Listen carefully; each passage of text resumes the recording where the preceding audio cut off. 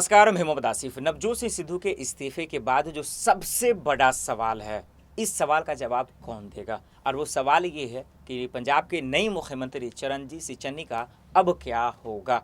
जी हाँ, ये सवाल लाजमी इसलिए है क्योंकि जिसके बदौलत, जिसके सहारे, जिसके उम्मीद पर, जिसके विश्वास पर चरणजीत सिंह चन्नी को मौका दिया गया, दलित समाज से मौका दिया गया ताकि वो गरीबों के आवाज़ को उठा सकें, पंजाब में कांग्रेस के वजूद को और बढ़ा सके, कांग्रेस के वैल्यू को बढ़ा सके, होने वाले चुनाव में फिर से दोबारा कांग्रेस सत्ता में आ सके। इन तमाम उम्मीदों की वजह से जिसके सहारे चरणजीत सिंह चन्नी को मुख्यमंत्री बनाया गया, वो आज बैकफुट पे चले गए।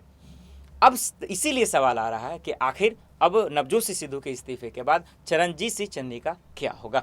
जैसे ही नवजोत सिंह सिद्धू का इस्तीफा हुआ, उसके तुरंत बाद प्रेस कॉन्फ्रेंस किया चरणजीत सिंह चन्नी ने और उन्होंने तुरंत ये कहा कि मैं नवजोत सिंह सिद्धू को मना लूँगा, मुझे भरोसा है, नवजोत सिंह सिद्धू से बातचीत करूँगा और उनको मना लूँगा। और उन्होंने क्यों कहना पड़ा? क्योंकि वो बाखूबी जानते हैं कि वो अकेले कुछ नहीं कर सकते हैं। नए मुख्यमंत्री हैं, तजुर्बा कम है, गुण कम है, उनके पास तरीका कम है, रणनीतियाँ बनाने नहीं आता है। यही वजह है कि आज वो अकेले पड़ गए हैं। यही वजह है कि आज मीटिंग भी है और मीटिंग से क्या रास्ता निकलता है ये देखना होगा। लेकिन इस सवाल का जवाब कांग्रेस को देना पड़ेगा, इस सवाल का जवाब नवजोत सिंह सिद्धू को देना पड़ेगा, इस सवाल का जवाब कैप्टन को भी देना पड़ेगा कि नवजोत के इस्तीफे के बाद चरणजीत सिंह चन्नी का क्या होगा। कौन आएगा उसका साथ देने के लिए, कौन उनका समर्थन करेगा, कौन उसको रास्ता बताएगा कि अब होने वाले जो चुनाव है उसमें किस तरह से रणनीति होगी। बाकी के जो काम जो अधूरे बचे हुए हैं, जो पड़े हुए हैं, उसको कैसे पूरा किया जाएगा। अब देखना होगा कि नवजोत सिंह सिद्धू के इस्तीफे के बाद चरणजीत सिंह चन्नी का आखिर